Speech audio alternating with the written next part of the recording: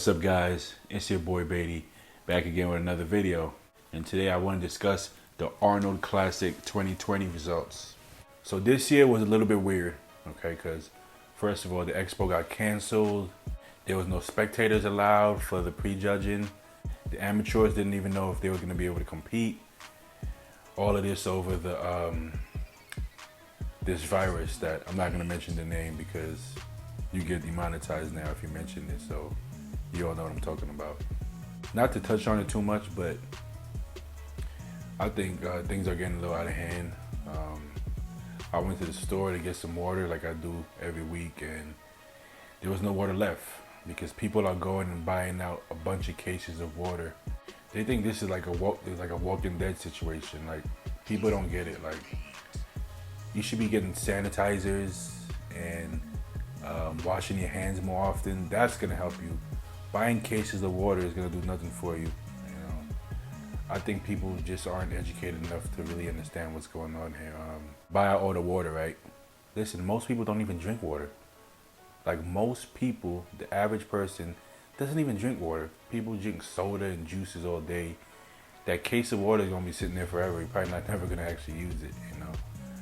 And if you think it's gonna come to a situation where you're gonna need to bathe in bottled water, then I think you're just being too dramatic at this point. Listen, you don't want these kind of things to spread. I get it, but the whole state of emergency stuff and canceling everything, I think that's a little too far, okay? This kind of thing happens every couple of years, you know. We had the swine flu, had the bird flu, we had Ebola, Zika. It's always something, okay? And there's always gonna be something. That doesn't mean we shouldn't continue living life and making money and having fun and all of this stuff. Like, you know what I'm saying? You can still continue living life and just washing your hands and using sanitizers, or even wearing a face mask and not sneezing on people and just being careful, okay? So I didn't think they needed to do the whole shutting down the expo thing.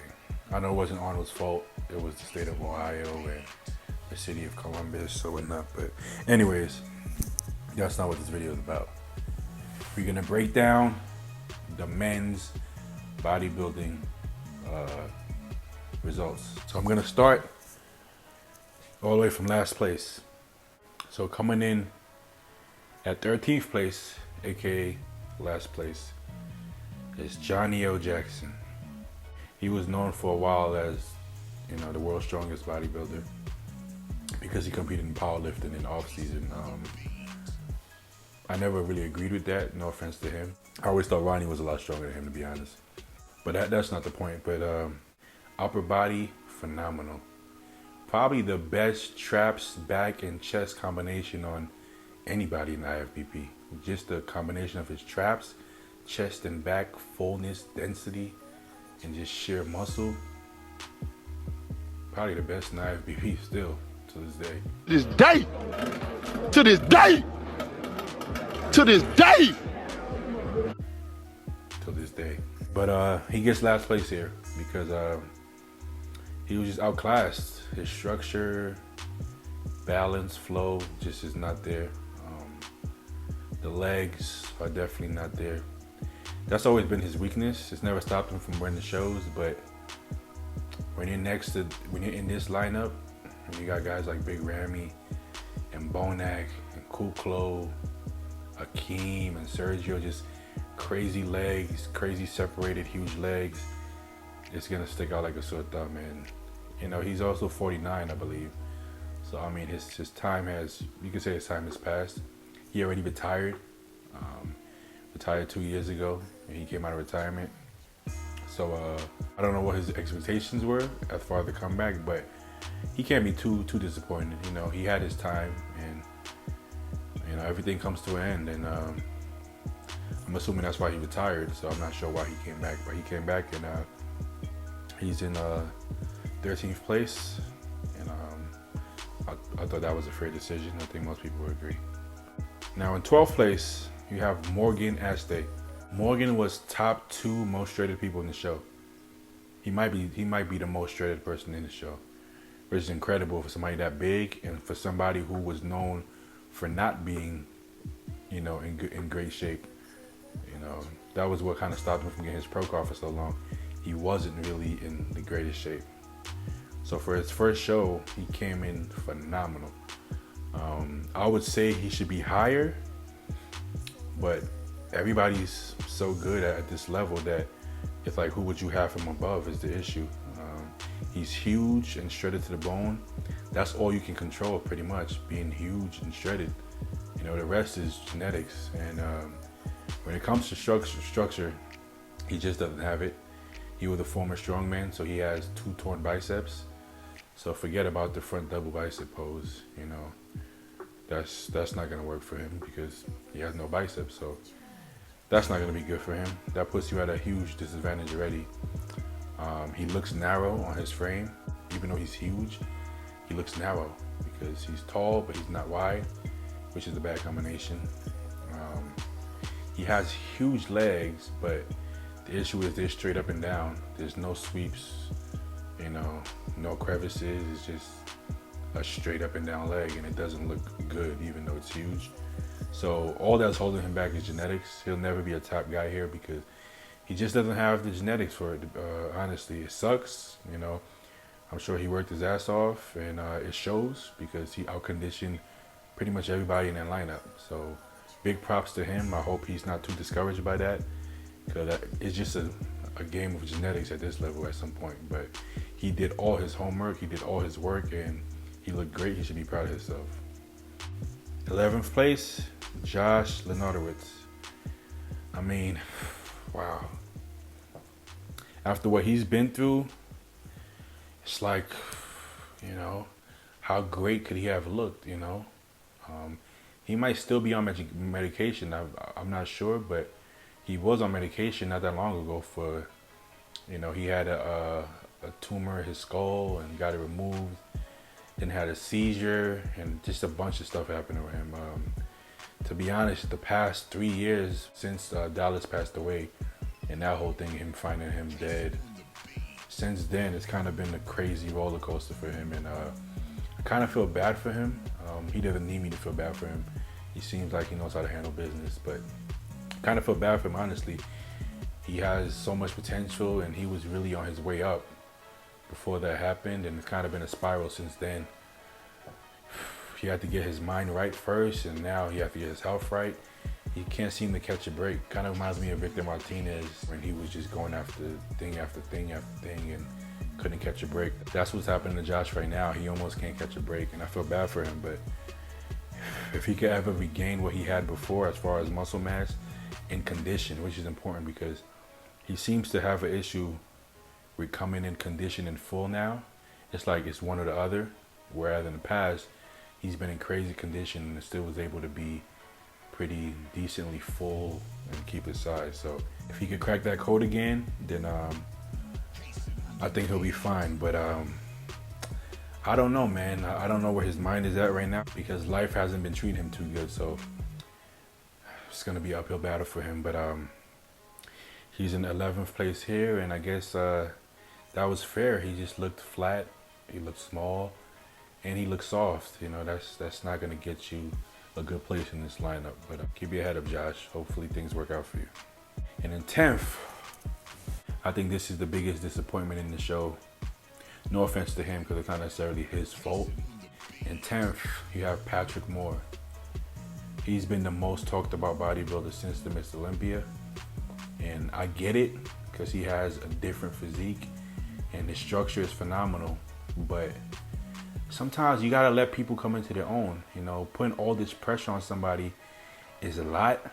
He's taking it in strides, like he's owning it and making it him. Like, yeah, I'm that dude that everybody's talking about, and I'm gonna get what's mine. And that's the best thing you can do. Like, don't shy away from it. So he owned up to it, like, yeah, I'm the future, and he kind of tried to own that. And that's great for your confidence. But when this happens and you end up getting 10th place, and everybody's saying, "Oh, you might win," and stuff like that, which he never really had a chance to win. And like, it's not his time yet to win those kind of shows, if that ever comes. But all that hype, there's good and bad, because the good part is now with social media, with all that hype and traffic coming toward you, you can monetize that and you can make some money off of that, which is very important in bodybuilding. It's very expensive, so that's the benefits. But you know, the cons to that is that when you get 10th place, you know, now it's like, oh, you know, you're a failure. And you're not a failure. You just was never ready to beat Dexter and to beat Cedric and to beat all these great top guys. You were just never ready to do that. But people talked you into believing that you can do it right now, you know. But, you know, it's not your fault that everybody else is hyping you up. You know, you're going to start to believe it. But, okay, I'm that guy, you know. So I don't know if he let his foot off the pedal. I don't know what happened, but he didn't bring the goods. You know, if he could have matched what he did at the Olympia, I still don't think he would have placed that high, to be honest with you, because he's still outsized and these guys had just as good condition as him, you know. Max Charles had phenomenal condition. You got Akeem was in great condition. Zbornak, of course, Dexter. So if they have that same condition or better and they're a lot bigger than him, then he's not going to beat them. So he's just not ready to be there yet. I think people need to relax, stop hyping him up so much, and just let him come into his own. He has great genetics. We can say that and say he has great genetics and great potential, but the Ronnie Coleman comparisons, all that, it's just too much too soon. Let the guy go into his own. Give him some time, and I think he'll be a top bodybuilder. You know, I think him as well. I think he needs to stop listening to people so much, because in his interviews you can see he's very, very confident, as he should be, but maybe a little overconfident. I think, you know, I'm not giving him advice or anything. No, who am I to do that? I'm just saying, I think when it comes to that point, when you start, you know, believing everything that people say about you, I think that can spiral out of control, and you can maybe start putting yourself ahead of where you actually should be, and then you might let your foot off the gas pedal a little bit, or you might start, you know, your ego might start getting too big a little bit, you know what I'm saying? So I think he has to be careful with that, not let the ego get too big, and just keep putting in work. You know, don't listen to too much good or bad. They both can be bad for you. If you hear too much bad, you know, you might, you know, your self-esteem might drop. If you hear too much good, you might get a little cocky. So I think Patrick needs to kind of back off from the social media a little bit and focus more on the craft. Still market yourself, but as far as interacting and doing all these I'm the future and I'm gonna be Mr. Olympic kind of stuff, I think he should relax with that a little bit. Just put his head down and put in the work, because it takes work, man. He's new to the sport. Even though he's 35, he's still new to the sport. This is gonna take a long time, Patrick. It's gonna take a while. So he's still coming to his own. Let's see where he goes. Don't put too much pressure on him, though. And he shouldn't put too much pressure on himself as well. Coming in at 9th place, Victor Martinez, former Arnold winner and a whole legend. Should have been Mr. Olympia 2007. I feel like since 07, since he lost to Jay unfairly, I might add, he's really never been the same. You know, he's had so much crazy stuff happen to him. His sister being murdered, him being locked up at customs, and a lot of bad stuff has happened to him, let's say that. And he's never been able to regain that old vintage Victor. He's had showings where he showed some brilliance. Like he came back and won the Arnold, and even he was placing really good at the Arnold. Like he was placing like top 3, top 5, things like that. He's not getting any younger, so he's getting older, and he doesn't have the same crazy fullness as he used to. Condition is pretty good, but you don't see that combination of condition, shape, fullness, crazy bubbly muscle like before. And his time, unfortunately, has just passed, and he's probably not going to regain it to that level. But, I mean, he's still beating some good guys. He's beating Josh, and he's beating Patrick Moore. Look at the hype Patrick Moore was getting. If Victor beat him, then Victor should be like, wow. You know, he still got some in the tank. So I heard a few times this might be his last show. Last Arnold, last show. I'm not sure, but I'm from the Bronx, and Victor's from the Bronx, so I got nothing but respect and love for Victor. He was actually the first pro bodybuilder I met in person and talked to as well. It was at Steel Gym in downtown New York. And he looked, back then, Victor was a freak back then. That was one of the craziest things I've ever seen. But yeah, shout out to Victor. 8th place, Max Charles. he was top 2 most conditioned people in the show. Okay, it's between him and Morgan. Morgan might have been first most conditioned in the show, and Max was second. And it's crazy. He would always get coming sharper, coming harder, and he'll win shows. And he came in crazy sharp, crazy ripped, still big and full, and he gets eighth. You know, that's what I said about the genetics thing. I mean, who does he beat here? You know, as crazy, as insane as he looked, does he beat Akeem Williams? Does he beat nothing?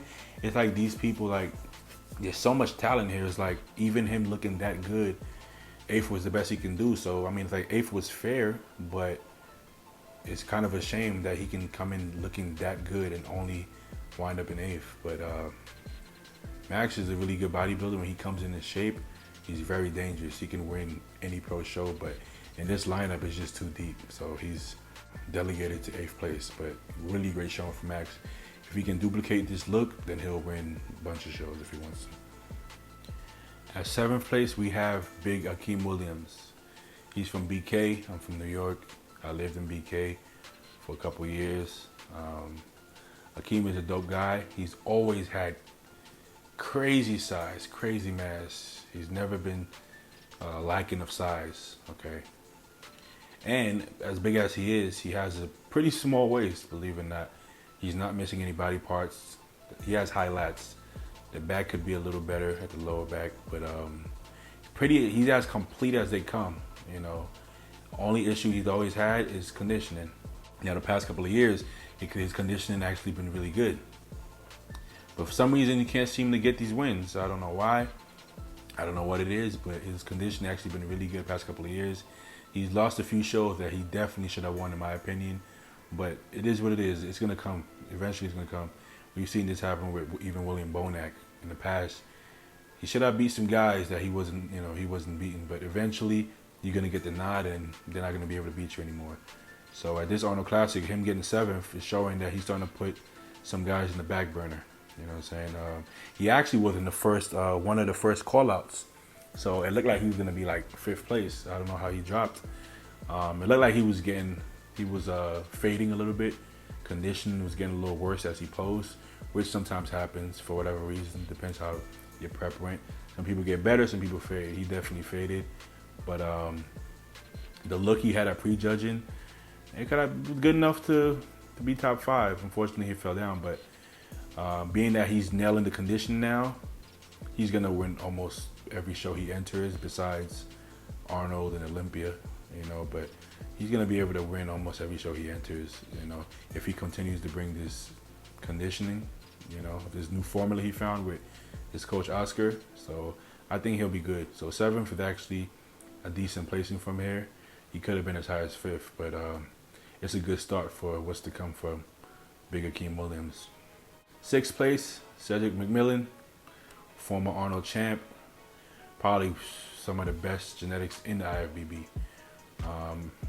We always say if he nails it, he's going to win every show. He could win Mr. Olympia if he came in the shape. But I think it's safe to say it's probably not going to happen. If it hasn't happened yet, it's probably not going to happen.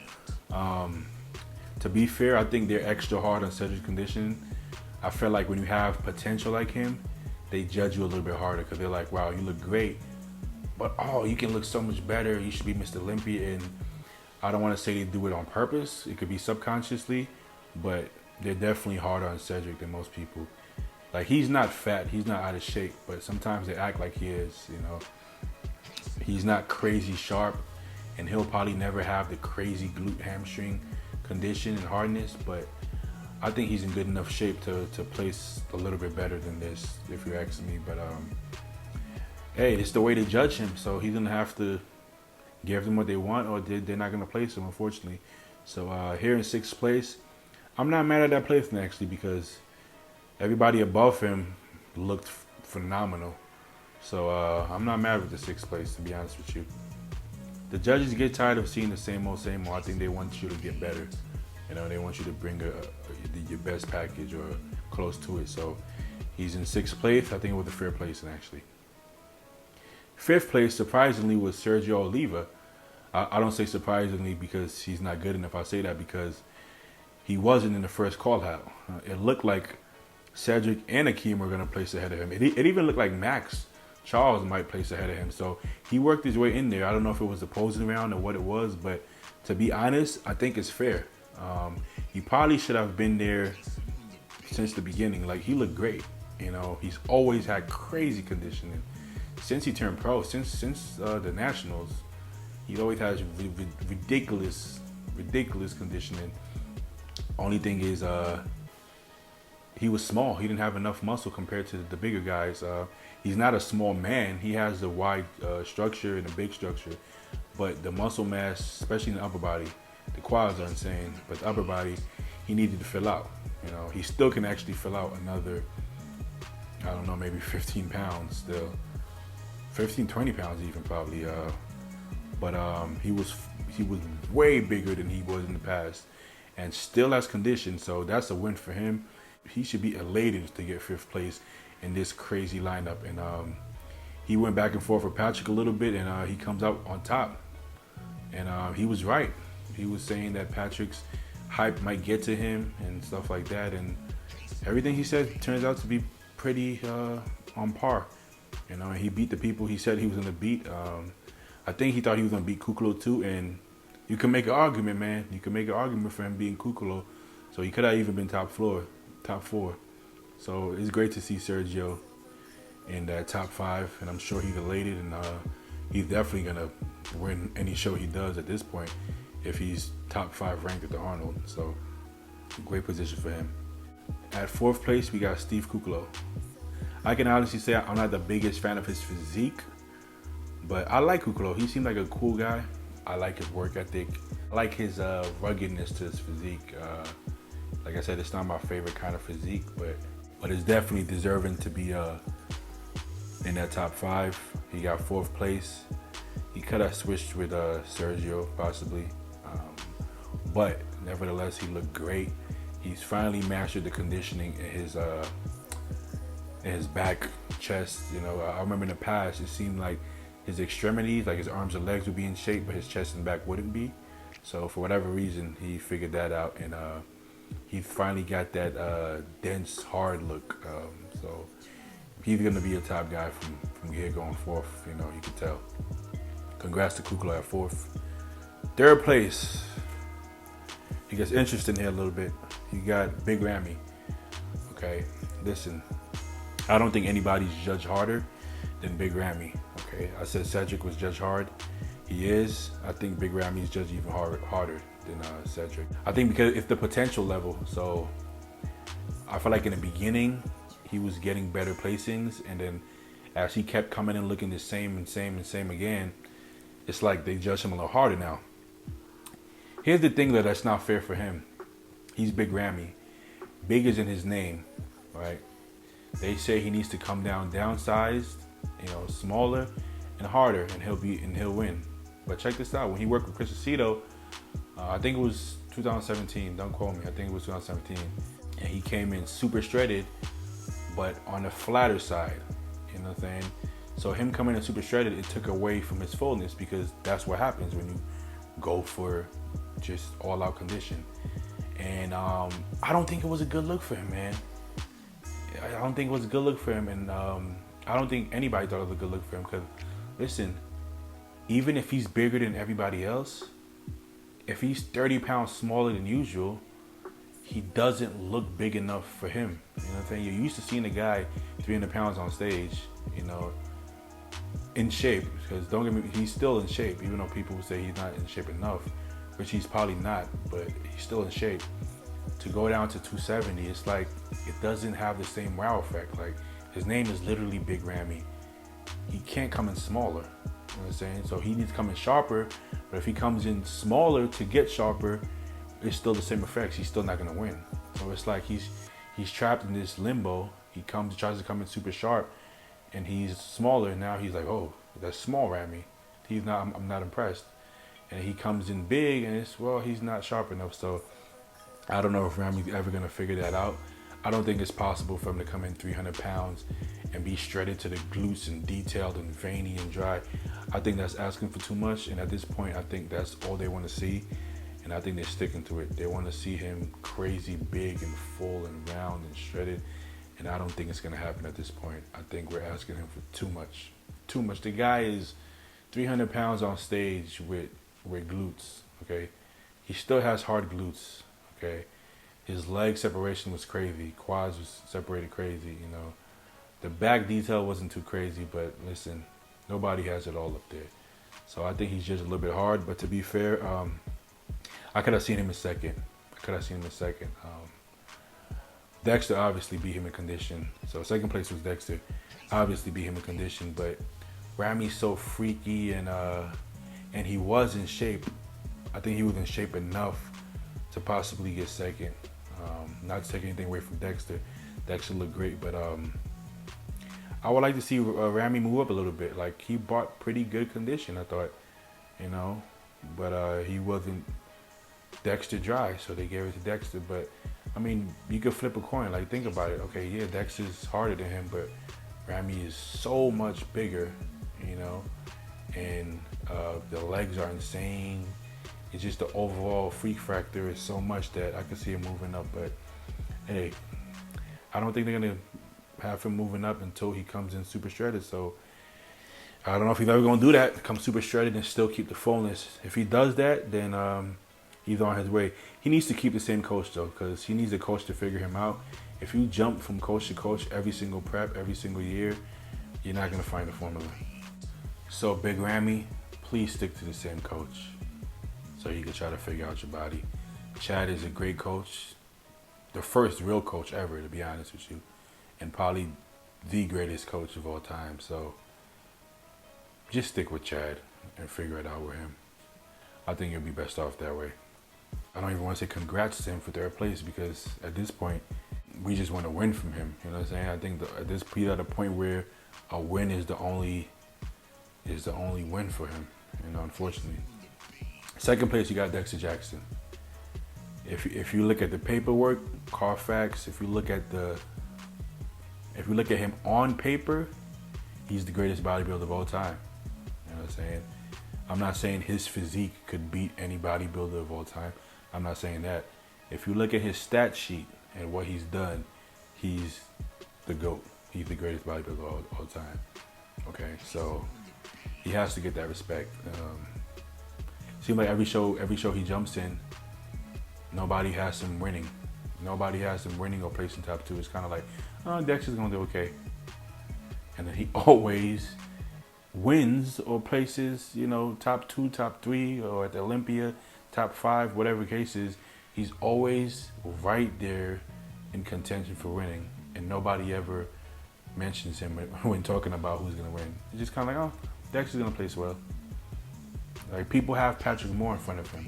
Like I said, this is the GOAT, but you have like a newcomer ahead of him. It's like, what does he have to do to get people's respect? I don't know, but Dexter keeps killing it. I think second is nothing short of amazing for somebody at 50 years old. So I don't know if he's disappointed or happy or what, you know, how he's feeling, but hey, this is the win. This is his last year.